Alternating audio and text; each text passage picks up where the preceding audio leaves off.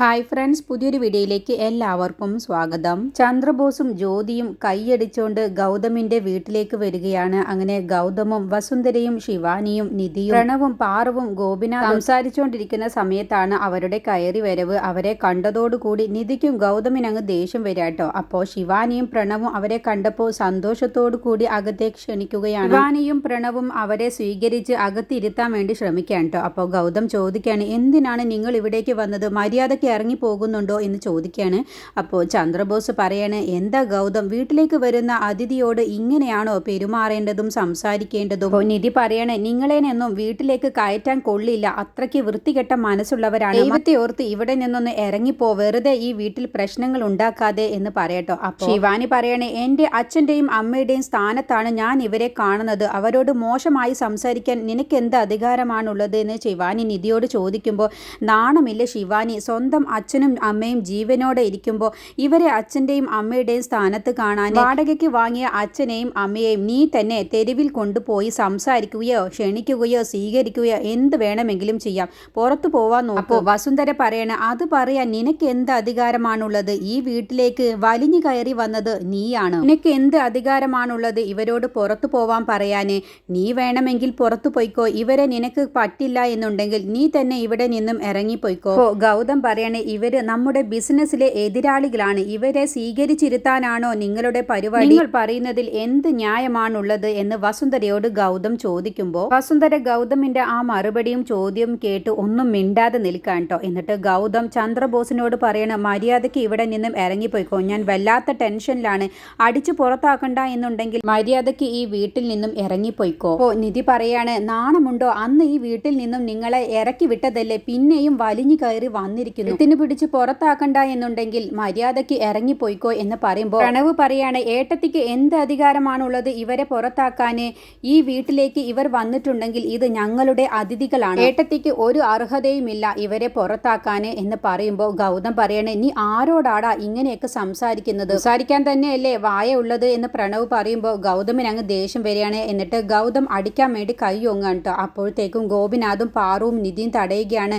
നീ ഒന്ന് വെറുതെ ഇരിക്കുക ഗൗതം, ചന്ദ്രബോസ് നിന്നെ കൊണ്ട് എൻ്റെ വീട്ടിൽ ഇപ്പോൾ ഒരുപാട് പ്രശ്നങ്ങളാണ് ഉണ്ടാകുന്നത്, നീ എന്തിനാ ഇടയ്ക്കിടയ്ക്ക് ഞങ്ങളുടെ വീട്ടിലേക്ക് വരുന്നത്? ഇത് നല്ലതിനല്ല, ഞങ്ങളോടല്ലേ ഇറങ്ങി പോവാൻ വേണ്ടി പറഞ്ഞത്, ഇതിൽ കൂടുതൽ ഞങ്ങളെ കൊണ്ട് ഒന്നും പറയിപ്പിക്കരുത് എന്ന് ഗോപിനാഥ് പറയട്ടോ. അപ്പോൾ പാറു പറയണം, നല്ല കാര്യം ഈ വീട്ടിൽ നടന്നതാണ്, അതിനെക്കുറിച്ച് സംസാരിക്കുമ്പോഴാണ് നിങ്ങൾ ഒരു അപശകുനം പോലെ ഇവിടേക്ക് വന്നത്, ദയവ് വിചാരിച്ച് ഇവിടെ നിന്നൊന്ന് ഇറങ്ങി പോകുന്നുണ്ടോ? ഗൗതം വിരൽ ചൂണ്ടിയിട്ട് ചന്ദ്രബോസിനോട് പറയുകയാണ്, ഇനി മേലിൽ ഇവിടേക്ക് വന്നു പോവരുത്, ശിവാനിയെ അവരെ കാണണം ഇവരെ കാണണം എന്ന് പറഞ്ഞ് ഈ വീട്ടിലേക്ക് ഇനി വന്നു പോവരുത്. ചന്ദ്രബോസ് പറയണ, അതിന് ഞങ്ങൾ ശിവാനിയെ കാണാൻ വേണ്ടിയിട്ടൊന്നുമല്ല വന്നത്, ഞങ്ങൾ കാണാൻ വേണ്ടി വന്നത് നിധിയെയും ഗൗതമിനെയും കാണാനാണ്. അപ്പോൾ അത് കേൾക്കുമ്പോൾ എല്ലാവരും അതിശയിച്ചു പോവുകയാണ്. നിങ്ങൾ എന്തോ റിയൽ എസ്റ്റേറ്റ് ബിസിനസ് ചെയ്യാൻ വേണ്ടി പോവുകയല്ലേ, അതിനെന്തോ സ്ഥലം വാങ്ങി എന്നൊക്കെ ഞങ്ങൾ കേട്ടു. അപ്പോൾ നിങ്ങൾ രണ്ടാളെയും ഒന്ന് അഭിനന്ദിക്കാൻ വേണ്ടിയിട്ടാണ് ഞാൻ വന്നത്, കൺഗ്രാസ് എന്ന് പറഞ്ഞ് ഗൗതമിനെ കൈ കൊടുക്കാൻ. ഇല്ല, നിങ്ങളുടെ കറ പുരണ്ട ഈ കൈ കൊണ്ട് എന്റെ കൈ തൊടാനൊന്നും ഞാൻ അത്രയ്ക്ക് അതപ്പതിച്ചിട്ടില്ല. അപ്പോൾ ചന്ദ്രബോസ് അങ്ങ് പൊട്ടിച്ചിരിക്കുകയാണ്. അപ്പോൾ ഗൗതം പറയുന്നത്, ഈ നാടകം ഒന്ന് അവസാനിപ്പിച്ചേക്ക്,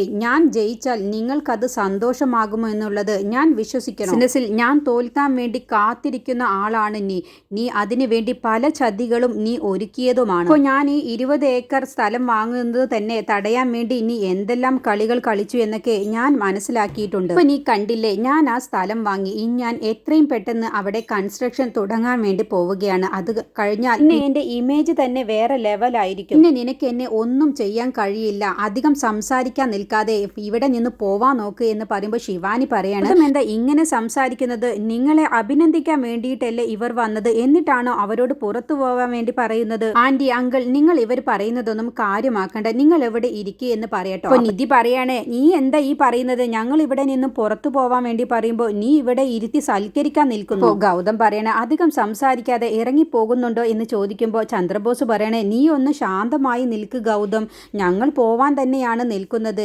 അപ്പോൾ ശിവാനി പറയണേ, ഇവർ പറയുന്നതൊന്നും ആൻറ്റിയും അങ്കിൾ കാര്യമാക്കണ്ട, നിങ്ങൾക്ക് എന്താണ് കുടിക്കാൻ വേണ്ടത്? കാപ്പിയോ അതോ ജ്യൂസോ എന്താണ് വേണ്ടത് എന്ന് ചോദിക്കുമ്പോൾ ജ്യോതി പറയണേ, ഇപ്പോൾ നല്ല ചൂടല്ലേ, അതുകൊണ്ട് നല്ലൊരു ജ്യൂസ് മതി. ശിവാനി നിർമ്മലയോട് ജ്യൂസ് ഉണ്ടാക്കാൻ പറയാൻ അകത്തേക്ക് പോവുകയാണ്. അപ്പോൾ നിധി പറയുന്നുണ്ട്, ആൻറ്റി കുറച്ച് തിരക്കിലാണെന്ന് പറയുമ്പോൾ വസുന്ധര പറയണ, അപ്പോൾ നീ എന്താ പറഞ്ഞു വരുന്നത്? ശിവാനി തന്നെ ജ്യൂസ് ഉണ്ടാക്കി ഇവർക്ക് കൊടുക്കാൻ കൊടുക്കണമെന്നോ, നീ ഒന്നും മിണ്ടാതിരിക്കൂ എന്ന് വസുന്ധര പറയട്ടോ. അങ്ങനെ ശിവാനി നിർമ്മലയെ വിളിക്കാൻ വേണ്ടി പോവുകയാണ്. ഈ സമയം നിർമ്മല പൂവൊക്കെ കെട്ടിക്കൊണ്ടിരിക്കുകയാവട്ടോ. അപ്പോൾ നിങ്ങളെല്ലേ എത്ര പ്രാവശ്യമായി വിളിക്കുന്നു, നിങ്ങളെന്താ വിളി കേൾക്കാത്തത് എന്ന് ചോദിച്ചു. ഞാൻ കേട്ടില്ല എന്ന് പറയട്ടോ. അധികം സംസാരിക്കാതെ എത്രയും പെട്ടെന്ന് 2 ഗസ്റ്റ് വന്നിട്ടുണ്ട്, അവർക്ക് ജ്യൂസ് ഉണ്ടാക്കി കൊണ്ടുപോയോ എന്ന് പറഞ്ഞ് ശിവാനി പോവുകയാണ്. അങ്ങനെ നിർമ്മല ജ്യൂസ് ഉണ്ടാക്കിയിട്ട് അവരുടെ അടുത്തേക്ക് കൊണ്ടുപോകാൻ നിൽക്കാൻ കേട്ടോ. അപ്പോഴാണ് ചന്ദ്രബോസിനെ കാണുന്നത്. ചന്ദ്രബോസിനെ കണ്ടതോടുകൂടി നിർമ്മല അങ്ങ് പേടിക്കുകയാണ് കേട്ടോ. എന്നിട്ട് നിർമ്മല തിരിച്ച് കിച്ചണിലേക്ക് തന്നെ പോവുകയാണ്. എന്നിട്ട് നിർമ്മല ആദ്യമായി ചന്ദ്രബോസിനെ കണ്ട ആ നിമിഷം ആലോചിക്കുകയാണ് കേട്ടോ. അമ്പലത്തിലേക്ക് തൊഴാൻ വേണ്ടി വന്ന ചന്ദ്രബോസിനെ നിർമ്മല അമ്പലത്തിൽ വെച്ച് ആദ്യമായി കണ്ട കാര്യങ്ങളെക്കുറിച്ച് ആലോചിക്കുകയാണ്.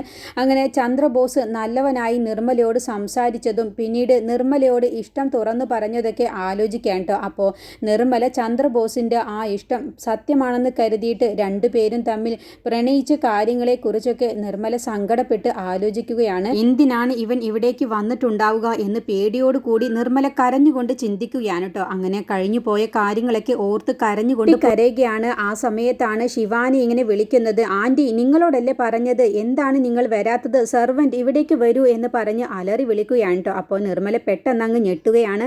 എന്നിട്ട് പേടിച്ചിട്ട് കണ്ണൊക്കെ തുടച്ചിട്ട് ആ ജ്യൂസുമായിട്ട് വീണ്ടും ചന്ദ്രബോസിൻ്റെ അടുത്തേക്ക് വരാൻ നിൽക്കുകയാണ്. അപ്പോൾ വസുന്ധരയും പറയുന്നുണ്ട്, നീ എന്തെടുക്കുകയാണ് ഇവിടെ ഗസ്റ്റ് വെയിറ്റ് ചെയ്യുന്നത് കണ്ടില്ലേ, ഇവിടേക്ക് വരുന്നുണ്ടോ എന്ന് ദേഷ്യപ്പെട്ട് വിളിക്കാൻ കേട്ടോ. അങ്ങനെ ദാ വരുന്നു എന്ന് പറഞ്ഞ് നിർമ്മല ആ ജ്യൂസുമായിട്ട് ചന്ദ്രബോസിൻ്റെ അടുത്തേക്ക് മനസ്സോടെ ഇങ്ങനെ കരഞ്ഞുകൊണ്ട് പേടിയോടുകൂടി തല താഴ്ത്തിയിട്ട് ഇങ്ങനെ വരികയാണ്. കൈയൊക്കെ വിറച്ചോണ്ടാണ് വരുന്നത്. എല്ലാ സത്യവും ഇതോടുകൂടി ഇവിടെ എല്ലാവരും അറിഞ്ഞു കഴിഞ്ഞാൽ ഈ വീട്ടിലെ മനസമാധാനം പോകുമല്ലോ എന്നുള്ള ടെൻഷനിലാണ് കേട്ടോ വരുന്നത്. അങ്ങനെ പേടിച്ച് വരുന്ന സമയത്താണ് നിർമ്മലയെ ചന്ദ്രബോസ് ശ്രദ്ധിക്കുന്നില്ല. അങ്ങനെ ജ്യൂസ് കൊടുക്കാൻ വേണ്ടി വസുന്ധര പറയണ്. അപ്പോഴാണ് ഗൗതം പറയുന്നത്, വേണ്ട, ഇവർക്ക് ജ്യൂസ് കൊടുത്ത് സൽക്കരിക്കാൻ പറ്റിയവരൊന്നുമല്ല, അമ്മ അവിടേക്ക് തിരിച്ചു കൊണ്ടുപോ എന്ന് പറയണ്. അത് കേട്ടതോടുകൂടി നിർമ്മല പെട്ടെന്ന് തന്നെ ജ്യൂസുമായിട്ട് അവിടെ നിന്ന് മുഖം തിരിഞ്ഞു പോവുകയാണ് കേട്ടോ. അപ്പോഴാണ് ചന്ദ്രബോസ് ആ സെർവൻറ്റിനെ നോക്കുന്നത്. അപ്പോൾ അവരുടെ ബാക്ക് വശം മാത്രമാണ് ചന്ദ്രബോസ് കാണുന്നത്. അത് ആരാണെന്നുള്ളത് ആ സമയത്ത് ചന്ദ്രബോസിന് മനസ്സിലാകുന്നില്ല. അങ്ങനെ നിർമ്മല കഷ്ടിച്ച് ചന്ദ്രബോസിൽ നിന്നും രക്ഷപ്പെടുകയാണ് കേട്ടോ. അങ്ങനെ ഗൗതം കാരണം തൽക്കാലം ചന്ദ്രബോസും നിർമ്മലയും കാണാതെ പോവുകയാണ്. അങ്ങനെ ഗൗതം വീണ്ടും ദേഷ്യപ്പെട്ട് പറയുകയാണ്, ജ്യൂസ് കുടിക്കാൻ വന്നിരിക്കുന്നു, മര്യാദയ്ക്ക് ഇവിടെ നിന്നും ഇറങ്ങി പോകുന്നുണ്ടോ എന്ന് പറഞ്ഞ് ദേഷ്യപ്പെടുകയാണ്. നിർമ്മല കിച്ചണിൽ പോയി പൊട്ടിക്കരഞ്ഞോണ്ട് ചിന്തിക്കുകയാണ്, നിന്നെ ഞാൻ നേരിൽ കണ്ടതുകൊണ്ടാണ് എൻ്റെ ജീവിതം ഇല്ലാതായത്, എൻ്റെ ജീവിതം ഇങ്ങനത്തെ അവസ്ഥയിൽ എത്തിയത് നിന്നെ കണ്ടുമുട്ടിയത് കൊണ്ടാണ്. എൻ്റെ പാറുവിനെ പോലും എനിക്ക് നഷ്ടപ്പെട്ടത് നീ കാരണമാണ്. 30 വർഷം മുന്നേ എൻ്റെ പാറുവും ഞാനും പിരിയാൻ തന്നെ കാരണം നീ ഒറ്റ ആളാണ്. പാറുവിന്റെ വീട്ടിൽ വെച്ച് എനിക്ക് നിന്നെ വീണ്ടും നേരിട്ട് കാണേണ്ടി വന്നു. നീയും ഞാനും ഈ വീട്ടിൽ വെച്ച് നേരിട്ട് കണ്ടാൽ എൻ്റെ പാറുവിന്റെ ജീവിതം തകരും. അതോടുകൂടി ഈ വീട്ടിലെ സമാധാനം ഇല്ലാതാവും. എൻ്റെ ദൈവമേ, ഞാൻ എന്ത് ചെയ്യും? നിർമ്മല കരഞ്ഞുകൊണ്ട് ചിന്തിക്കുകയാണ് കേട്ടോ. ഈ സമയം ഗൗതം അങ്ങ് പൊട്ടിത്തെറിക്കുകയാണ്. നിന്നോടല്ലടാ മര്യാദയ്ക്ക് ഇറങ്ങി പോവാൻ വേണ്ടി പറഞ്ഞത്, നീ എന്തിനാണ് ഇവിടേക്ക് കയറി വന്നത്? നിന്നെ കാണുന്നത് തന്നെ എനിക്ക് വെറുപ്പാണ് എന്ന് പറഞ്ഞ് ഗൗതം ചന്ദ്രബോസിന്റെ ഷർട്ടിൽ കോളറയിൽ കയറി അങ്ങ് പിടിക്കുകയാണ് കേട്ടോ. അപ്പോൾ പ്രണവ് തടയുന്നുണ്ട്. നിന്നോടാണ് മര്യാദയ്ക്ക് ഒതുങ്ങി നിൽക്കാൻ പറഞ്ഞത്. അപ്പോൾ ശിവാനി, നിങ്ങൾ എന്ത് ചെയ്യുമെന്ന് ചോദിക്കുമ്പോൾ ഗൗതം പറയും, ഞാനൊരു കൊലയാളിയായി മാറും, അതുകൊണ്ട് മര്യാദയ്ക്ക് മിണ്ടാതെ നിന്നോളണം എന്ന് പറയട്ടോ. അങ്ങനെ ചന്ദ്രബോസിന്റെ ഷർട്ടിൻ കോളറയിൽ കയറി പിടിക്കുകയാണ്. എന്നിട്ട് എണീപ്പിക്കുകയാണ്, ഇറങ്ങിപ്പോടാ ഈ വീട്ടിൽ നിന്നും എന്ന് പറയട്ടോ. അപ്പോഴത്തേക്കും പാറുവും ഗോപിനാഥും നിധിയൊക്കെ തടയുന്നുണ്ട് ഗൗതമിനെ. അങ്ങനെ ഗൗതമിന്റെ കൈ ചന്ദ്രബോസ് അങ്ങ് ഷർട്ടിൽ നിന്നും എടുപ്പിക്കുകയാണ്. ഗൗതം ചോദിക്കുന്നുണ്ട്, നീ എന്തിനാണ് എൻ്റെ വീട്ടിലേക്ക് വലിഞ്ഞു കയറി വന്നിരിക്കുന്നത് എന്ന് ചോദിക്കുമ്പോൾ, നിന്റെ വീടോ? ഇത് നിന്റെ വീടല്ല, ഇതിപ്പോ എൻ്റെ വീടാണെന്ന് പറയുമ്പോൾ എല്ലാവരും അങ്ങ് അതിശയിച്ചു പോവുകയാണ്. അപ്പോൾ നിർമ്മലയൊക്കെ അതിശയിക്കുകയാണ്. കിച്ചണിൽ നിന്നും ഇതെല്ലാം തന്നെ നിർമ്മല കാണുന്നുണ്ട്. അപ്പോൾ എന്താ ഇയാൾ ഇങ്ങനെ പറയുന്നത് എന്നുള്ള ഭാവത്തിലാണ് കേട്ടോ എല്ലാവരും നോക്കുന്നത്. അപ്പോൾ ശിവാനി പ്രണവിനോട് പറയുന്നത്, ഇതെന്താ, എന്ത് പറ്റി പ്രണവ്, ഇവരെന്താ ഇങ്ങനെ പറയുന്നത് എന്ന് ശിവാനിയും പറയട്ടോ. അപ്പോൾ ചന്ദ്രബോസ് പറയണേ, ഇത് ഞങ്ങളുടെ വീടാണ്, ഇത് ഞങ്ങളുടെ സ്വത്താണെന്ന് പറയുമ്പോൾ ഗൗതം അങ്ങ് ചിരിച്ചുകൊണ്ട് പറയുകയാണ്, എന്താ നിനക്കെന്താ വട്ടായോ, അതല്ല നിനക്ക് എൻ്റെ വളർച്ചയിൽ നിനക്കെന്താ പേടിയായോ എന്ന് ചോദിക്കുമ്പോൾ, സത്യാവസ്ഥ അറിഞ്ഞാൽ ആരാണ് പേടിക്കാൻ പോകുന്നത് എന്നുള്ളത് നീ കാണാൻ കിടക്കുന്നതേ ഉള്ളൂ എന്ന് ചന്ദ്രബോസ് പറയുമ്പോൾ, ഇതെന്താ ഇവൻ ഇങ്ങനെ പറയുന്നത് എന്നുള്ള ഭാവത്തിലാണ് കേട്ടോ എല്ലാവരും ഷോക്കായി കേട്ടോണ്ട് നിൽക്കുന്നത്.